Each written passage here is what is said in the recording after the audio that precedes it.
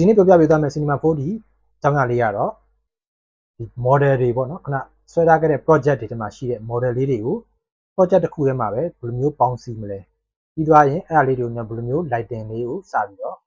ပေးမလဲပေါ့နော် lighting အခြေခံလို့ပြောလို့ရပါဘူးအဓိက lighting ကိုပဲဒီနေ့ video မှာတော့ပြောသွားချင်ပါတယ် lighting ဆိုပေမဲ့လည်း lighting အသေးစိတ်တော့မဟုတ်သေးဘူး lighting ရဲ့ basis ပေါ့နော် lighting ရဲ့သဘောတရားက 3D lighting မှာဘယ်လိုမျိုးထုံးရတယ်ပြင်သူရဲ့ shadow တွေကိုဘယ်လိုမျိုးချရတယ်ဆိုတဲ့အနေအထားလောက်ကိုပဲစပြီးတော့ပြောပြပေးသွားမှာဖြစ်ပါတယ် okay အဲ့ဒါဆိုရင်ဒီနေ့ lesson နဲ့ပတ်သက်ပြီးတော့လေ့လာခြင်းတဲ့သူတွေကတော့ကျွန်တော်တို့တူ Cinema 4D software တွေကိုဝင်ပြီးတော့လေ့လာကြည့်ကြရအောင်အဲ့တော့ဒီနေ့ video မှာတော့ကျွန်တော်ရှေ့ video မှာဆွဲထားတဲ့ကျွန်တော် Wi-Fi quad ကလေးပေါ့နော်Wi-Fi quad ကလေးရဲ့ဟိုးရှေ့မှာဆွဲထားခဲ့တဲ့ table တို့နော် chair တို့ပေါ့အစပွဲကုံတို့တက်သားထိုင်ကုံလေးတွေနဲ့အဲ့လိုမျိုး model လေးတွေအစုတကြီးတဲ့ပေါင်းဘယ်လိုပေါင်းရမလဲဆိုတာလေးကိုကျွန်တော်လုပ်ပြပေးပါမယ်ပြီးတော့ရင်တော့ lighting လေးပေါ့နော်အဲ့ဒါလေးကိုကျွန်တော်တို့ကပေါင်းစည်းပြီးတော့မှ lighting အခြေခံလေးဘယ်လိုထိုးမလဲဆိုတဲ့ဟာလေးကိုနော်စမ်းသပ်ကြည့်ကြရအောင်okay အဲ့တော့ကျွန်တော်အခုဆိုရင်ဒါဒီ project မှာပေါ့နော်ဒေါ်လာဒါ wine glass ဆိုတဲ့ project လေးကိုဖွင့်ထားလိုက်တယ်ဆိုပါစို့နော်ပြီးတော့ရင်မလုပ်မလဲဆိုတော့နောက်ထပ်ကျွန်တော်ထပ်ပြီးပေါင်းစည်းမယ်ခုန table တို့ဘာလို့သွားပြီးတော့ဖွင့်လိုက်မယ်ပေါ့နော် open ထဲမှာကျွန်တော်ဒီမှာဒါကတော့ကိုလမ်းကြောင်းနဲ့ကိုရှိမှာပေါ့နော်ဒါကျွန်တော်တို့ဒီထဲမှာ table လေးကိုအရင်ဆုံးဖွင့်လိုက်မယ်โอเคတော့ table ဆိုတဲ့ စီကိုရောက်သွားပြီเนาะ table ဆိုတဲ့စီကိုရောက်သွားပြီအဲ့ရ table လေးကိုကျွန်တော်ဒီမှာ new object အနေနဲ့ဖြစ်သွားပါတော့ကျွန်တော်တို့တီးတီးတန်တန်လေးသူ့ကျွန်တော်တို့တီးတီးတန်တန်လေးဖြစ်သွားအောင်ဒီဟာလေးကို rename ပေးလိုက်မယ်ပေါ့နော်เนาะ table ဆိုပြီးတော့ပေါ့နော်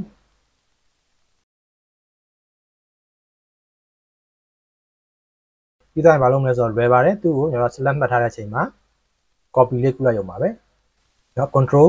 C နဲ့ပဲဖြစ်ဖြစ် edit ကနေ copy ပဲသွားပြီးတော့နှိပ်ပေါ့နော်အားလုံးမြင်တာအောင် copy လေးနှိပ်လိုက်မယ်ပြီးတော့ဘာလုပ်မလဲဆိုတော့ Windows ဆိုတာလေးရှိတယ် Windows ဆိုတာလေးကိုနှိပ်လိုက်မယ်ဆိုရင်ဟိုအောက်ဆုံးမှာ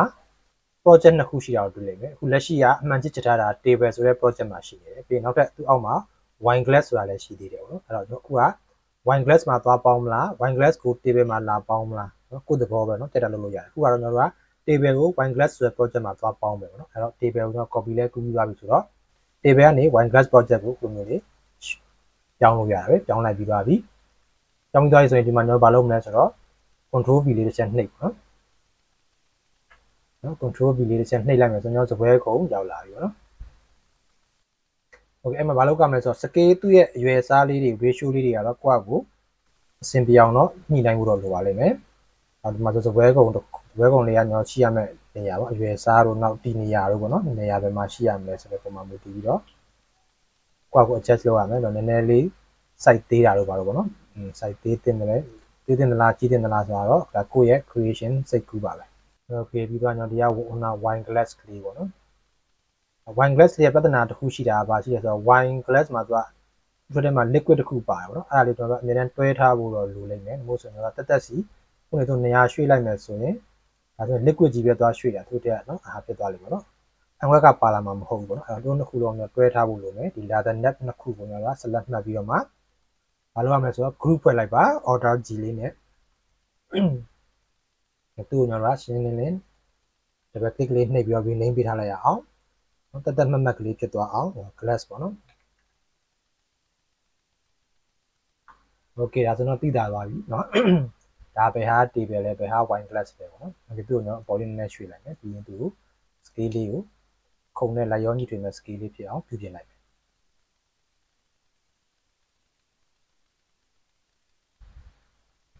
အဲ့ဒီ position တွေပါတွေကစပါတော့ဖြစ်တဲ့အနေထားလောက်ကိုကျွန်တော်တို့ကထားလိုက်ပါဒီတစ်ခါကျွန်တော်တို့သူ့ကိုဘာလုပ်မလဲဆိုတော့စပွဲကုံနဲ့ကျွန်တော်တို့က wine glass ရပြီဆိုတော့ထိုင်ကုံလေးသွားပြီးတော့ယူလိုက်မယ်အဲ့တော့ open နဲ့ရပဲခုနလိုပဲကျွန်တော်ထိုင်ကုံဖြစ်တဲ့ chair project ကိုသွားလိုက်မယ်ပြီးရင် chair ကိုကျွန်တော်က control C နဲ့ copy ကူးလိုက်မယ်ပြီးရင် window အောက်ကနေမှစင်တာဆိုရင်3ခုဖြစ်သွားပြီเนาะအခုသွားပေါင်းမယ် project က wine glass project ဖြစ်ပါတယ်အဲ့ကိုသွားလိုက်မယ်ပြီးရင် control V လေးနဲ့ paste နှိပ်လိုက်မယ်ဒါဆိုရင်ထိုင်ကုံလေးရောက်လာပါပြီโอเคတော့ထိုင်ကုံလေးရောက်လာပြီဆိုတော့ထိုင်ကုံလေးကိုလည်းကျွန်တော်ခုနလိုပဲစပွဲကုံနဲ့เนาะသူနဲ့လိုက်ရောညီထွေမှုဖြစ်မဲ့ရွယ်စား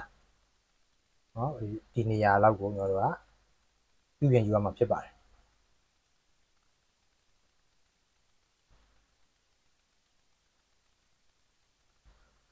okay ဒါလောက်ဆိုရင်တော့ဒီတော့လောက်ရှိမယ်လို့ထင်ပါတယ် okay ဒါဆိုတော့ကျွန်တော်ခုနလို model လေးတွေကို project တစ်ခုတက်စီဆွဲပြီးတော့မှနောက်ဆုံးပေါင်းစည်းမဲ့ project တစ်ခုမှာဘယ်လိုပေါင်းရမလဲဆိုတဲ့နည်းလမ်းလေးဖြစ်ပါတယ်ဒီနည်းလမ်းလေးရတယ်ကျွန်တော်အများတန်းသုံးနေကြနည်းလမ်းလေးပဲဖြစ်ပါတယ်ဟိုးရှိပဲရပါတော့သုံးနေကြဖြစ်ပါတယ်နော် preview ကနားကြည့်လိုက်ရင်ဒီလိုမျိုးလေးရသွားပြီပေါ့နော် okay ဒီသဘောတရားလေးကိုသိပြီဆိုရင် lighting လေးကျွန်တော်တို့ပေးမယ် lighting လေးပေးမှာကျွန်တော် material လေးတွေကိုကျွန်တော်တို့လိုအပ်တယ်လို့လုပ်ကြည့်လိုက်ရအောင် material မှာဆိုဒီမှာဆိုကျွန်တော်တို့ reflection channel လေးပေါ့နော်သူရဲ့ကြောက်ပြားလေးတွေကကျွေပြားပေါ့နော်ကျွေပြားသမို့ကြောက်ပြားပဲဖြစ်ပေါ့နော်အဲ့လိုမျိုးလေးကျွေပြားလေးတွေခင်းထားတယ်ဆိုရင်သူကပြောင်းဖို့လိုမှဆိုရင်ကျွန်တော် reflection လေးကိုပေးလိုက်အရင်ကြီးပြောင်းနေလို့တော့မဖြစ်ဘူးပေါ့နော်အဲ့တော့သူနည်းနည်းပဲပြောင်းမယ်သူက20လောက်ထားကြည့်လိုက်ပေါ့နော်ပြီးရင် preview လေးတစ်ချက်ကြည့်ကြည့်ပါဒီလောက်ဆိုတော့မစိုးဘူးဒီမှာနည်းနည်းလေးသပွဲကုံက reflection လေးတွေရလာမှာဖြစ်ပါတယ် okay အဲ့တော့ lighting လေးကိုစပြီးတော့ထုံးမယ်ဆိုရင်တော့အလွယ်ကူဆုံးရိုးရှင်းဆုံး lighting လေးပဲပြပါမယ် omni lighting လေးပေါ့နော်ဒီထဲမှာတော့တခြားသောမျိုးစားလေးတွေရှိပါလိမ့်မယ်နော် spotlight တို့နော် target light တို့ area light စသဖြင့်ပေါ့နော်ဒါတော့ကျွန်တော်တို့ omni light ကလေးကိုပဲကျွန်တော်ယူပြမယ် okay အဲ့တော့ဒီ lighting မပါခင်အချိန်မှာဆိုရင်သူကဘာလဲဆိုတော့ cinema 4D software က default lighting နဲ့ဒါကျွန်တော်ခုနဟာတွေကိုမြင်နေရတာအခု lighting အစစ်ဝင်လာပြီဆိုတာနဲ့ကျွန်တော်တို့ကဒီ lighting နဲ့ထိတဲ့နေရာတွေပဲကျွန်တော်တို့မြင်ရမှာဖြစ်ပါတယ်။တကယ် lighting နဲ့မထိတဲ့နေရာတွေအခုလိုမျိုးအမဲကြီးတွေမြင်ရမှာပေါ့။အဲ့တော့ lighting ကသူကစစချင်းမှာအောက်ခြေရောက်နေတဲ့ခါကျတော့ lighting အပေါ်လေးကိုမြင့်တင်လာလိုက်မယ်။ဒါဆိုရင် lighting နဲ့ထိတဲ့အရာတွေကမြင်လာရပြီပေါ့နော်။ Okay ။ဒါကပြကြည့်လိုက်ပါ။အခုမြင်ရတဲ့ပုံစံကကျွန်တော် lighting ကြောင့်မြင်ရတဲ့ render ဖြစ်ပါတယ်။ lighting ကအပေါ်ကြီးတက်ရောက်နေတဲ့အတွက်ကြောင့်မလို့အပေါ်ကြီးနဲ့တက်ထိတဲ့နေရာတွေကတော့မြင်ရတယ်လင်းတယ်ပေါ့နော်ဒီဘက်လို lighting နဲ့မထိတဲ့နေရာကျတော့မဲနေတယ်ပေါ့နော်အဲ့တော့ lighting ကညကိုလိုသလိုရွှေ့ပေးလို့ရတယ်ဥပမာဒီဘက်ဒီဘက်လင်းနေတယ်ဆိုရင်ဟောပြမျိုးလေးနေရာရွှေ့လိုက်ရင် lighting လေးကဒီကိုထိတော့ဒီဘက်ဘေးတွေကိုပါထိသွားတဲ့အတွက်ကြောင့်မလို့ဒီဘက်ဘေးတွေပါမြင်ရမယ်ပေါ့နော်မမဲတော့ဘူးเนาะဒါကြည့်မယ်ပြမျိုးလေးမြင်နေရမယ်ပေါ့ okay lighting ကကျွန်တော်ပြမျိုးဒီဘက်ကိုရွှေ့လိုက်တာပေါ့နော်အဲဒါတော့တေချာတစ်ခုကဒီဘက်ကသွားကြည့်ရင်ဒီဘက်ကတော့မဲနေမှာပေါ့နော်ဟိုဘက်က lighting ထိတယ်လို့ဒီဘက်ကတော့ထိသွားပြီဒီဘက်ကကျတော့မထိပြအောင်နော်ဒီမျိုးရရှိဒါအပြင်တဘာဝအတိုင်းပဲပေါ့နော်ကိုယ့်ကို lighting ကအကုန်လုံးလင်းနေလို့တော့မရဘူးနော်ဒီဘော်ဒီကတော့ရှိတယ်လင်းနေခြင်းနဲ့ဆိုတော့ lighting တွေထပ်ထုံးပေါ့ဒီဘောကတော့ဒီဘက်လည်းထုံးဟိုဘက်လည်းထုံးတာတစ်ကန်းလုံးလင်းထိန်ပေါ့အဲဒီဘောကတော့အပြင်မှာလိုပဲပေါ့နော် 3D ဆိုတာကလည်းပြီးတော့ lighting ဆိုတာလေးကိုကျွန်တော် select မှတ်လိုက်မယ်ဆိုရင်သူနဲ့ပတ်သက်တဲ့ option တွေကိုဒီ attribute manager မှာမြင်ရပါလိမ့်မယ်တော့ဒီမှာအဓိကပြောစရာရှိတာကတော့ shadow ဖြစ်ပါတယ်။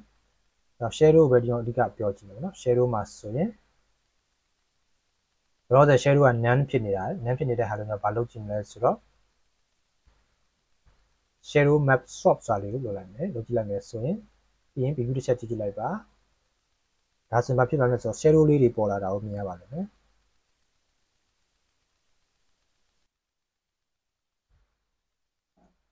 lighting နဲ့ထိတဲ့အတွက်ကြောင့်မလို့ဒီကခုံရဲ့စပွဲခုံရဲ့အကျိတ်တွေပေါ့နော် shadow လေးတွေကဒီဘက်မှာသဘာဝကျစွာပေါ်လာတာကိုတွေ့ရပါလိမ့်မယ်နော် that's ဒါပေမဲ့ shadow မျိုးစားကျွန်တော် soft ဖြစ်တဲ့အတွက်ကြောင့်မလို့သူကတော့ shadow ကနည်းနည်း soft ဖြစ်တယ်ညာ shadow ရဲ့အနားလေးတွေကိုကြည့်လိုက်မယ်ဆိုရင်သူက soft ဖြစ်နေတာလေးတွေကိုမြင်ရပါလိမ့်မယ်နော် soft ဆိုတော့သူကပါအနားလေးတွေကပြက်သားသားမရှိဘဲနဲ့ feather ဖြစ်နေတဲ့သဘောမျိုးပေါ့နော် okay အဲ့တော့နေရာလေးကိုကျွန်တော်ကဘာလုပ်ကြည့်မလဲဆိုတော့ ray trace height ဆိုတာလေးကိုပြောင်းကြည့်လိုက်မယ်ဆိုတော့ဒီ shadow လေးတွေကပြတ်သားသွားလိမ့်မယ်နော် shadow လေးတွေအဲ့လိုမျိုးခုလိုမျိုးလေးပြတ်သားပုံစံမျိုးမြင်ရလိမ့်မယ်ပေါ့နော် okay နောက်တစ်မျိုးကဘာရှိလဲဆိုတော့ area shadow ကကြတော့သူကနဲ့သူက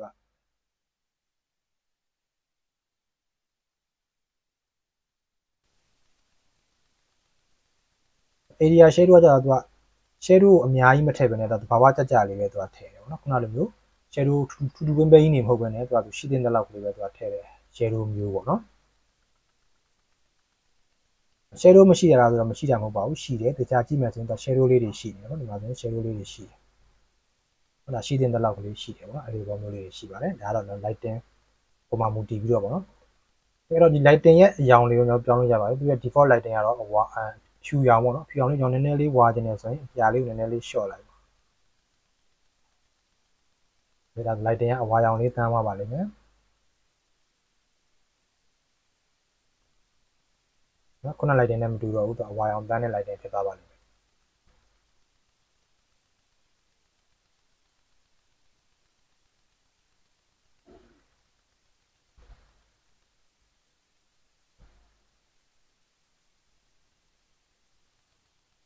အခုလိုလေးမြင်ရမယ်ပေါ့နော်တကယ်လို့ကျွန်တော်တို့တွေကဒီကားဆိုဒါမီးတုံးကဒီကသာထွန်းနေတာမီးကိုမမြင်ရဘူးပေါ့နော်ဘာကြောင့်လဲဆိုတော့ visible light မှာနန်းထားတယ် visible light ကိုကျွန်တော်တို့က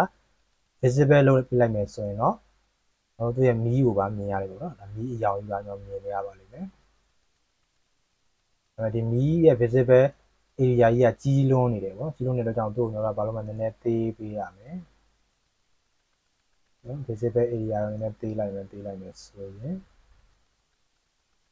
ဒါဆိုသူ့ရဲ့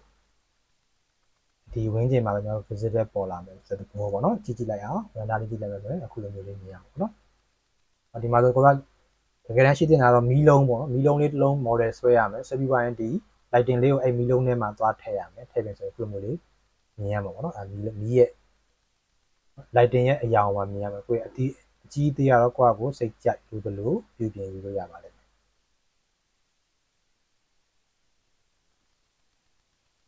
โอเคဒါကတော့ကျွန်တော် lighting ရဲ့ကျွန်တော်တို့ general အထွေထွေပုံစံမျိုးပေါ့နော်အဓိကမြင်ရမယ်အခြေခံအသုံးပြုနေကြ setting ဖြစ်ပါတယ် lighting ကိုအသေးစိတ်ထပ်ပြီးတော့လေ့လာကြရတော့အများကြီးရှိပါသေးတယ်ပေါ့နော်အများကြီးရှိပါသေးတယ် share တွေတစ်ခုချင်းစီအသေးစိတ်ရှိပါသေးတယ်အဲ့ဒါကျွန်တော်တို့ကတော့နောက်ထပ် lesson တွေတက်မှာအသေးစိတ်ရှင်းပြလို့ရမှာဖြစ်ပါတယ်ဒီတစ်ခုတည်းနဲ့ကျွန်တော်ရှင်းပြမယ်ဆိုရင်တော့အများကြီးမှတ်သားကြရဖြစ်သွားပြီးတော့ညီငွေသွားနိုင်ပါတယ်ဒါကြောင့်ကျွန်တော်လောဆယ်ဒီနေ့ဗီဒီယိုလေးမှာတော့ဒီလောက်နဲ့ပဲဆုံးသက်လိုက်ရအောင်ကဲအခုဆိုရင်တော့စီမာဖိုဒီ software ထဲမှာဒီ model လေးတွေကိုဘယ်လိုမျိုးတစ်ခုနဲ့တစ်ခုပေါင်းစည်းရမယ်ပေါင်းစည်းပြီးတော့ဘယ်လိုမျိုးနေရာချရမလဲပြီးသွားရင် lighting လေးတစ်ခုကိုဘယ်လိုမျိုးထွန်းရမလဲထွန်းတဲ့အခါတိုင်း lighting ရဲ့အခြေခံ setting လေးတွေပြီးထားတဲ့အကြောင်းအရာလေးတွေကဘာလေးတွေဖြစ်မလဲဆိုတာလေးကိုနားလည်လောက်မယ်လို့ပြောလင်းပါတယ် lighting နဲ့ပတ်သက်မယ်ဆိုရင်တော့ဒါကတော့တော်တော်လေးကိုအခြေခံကြတဲ့ရိုးရှင်းတယ်လို့ပြောလို့ရပါတယ် lighting မှာတော့တိတ်ကိုကျယ်ပြန့်ပါတယ် lighting မှာကျယ်ပြန့်တဲ့အခါကျတော့ဒီမှာသူ့ရဲ့ဒီ basis general setting လေးကိုပဲအကြမ်းပြပြနိုင်ပါတယ်နောက်လာမယ့် lesson တွေကြာရင်တော့ဒီတက်ပို့အသေးစိတ်တဲ့ lighting နဲ့ပတ်သက်တဲ့နည်းစနစ်လေးတွေကိုတော့ပြောပြပေးပါဖို့ရှိပါတယ်အဲ့တော့ cinema food နဲ့ပတ်သက်ပြီးတော့လေ့လာခြင်းတဲ့သူတွေစိတ်ဝင်စားတဲ့သူတွေအနေနဲ့ကတော့ကျွန်တော်ရဲ့ Gambi Studio မြန်မာ YouTube channel လေးကို subscribe မလုပ်ရသေးဘူးဆိုရင် subscribe လုပ်ထားပေးဖို့ကိုလည်းဖိတ်ခေါ်ချင်ပါတယ်ဗျာဒီနေ့ view နဲ့ပတ်သက်ပြီးတော့မြင်မြင်ကျင်တာရှိလို့ပဲဖြစ်စီနားမလည်တာရှိလို့ပဲဖြစ်စီတခြားသောအကြံပြုဆွေးနွေးကျင်တာရှိလို့ပဲဖြစ်စီဒီ video အောက်က comment ထဲမှာဝင်ရောက်ရေးပေးခဲ့ဖို့ကိုလည်းဖိတ်ခေါ်ချင်ပါတယ်အဲ့တော့ဒီနေ့ video တော့ဒီလောက်နဲ့ပဲဆုံးသတ်လိုက်ပါမယ်နောက်လာမယ့် video ကြမှာထပ်မံပြီးတော့ဆုံတွေ့ကြမယ်နော်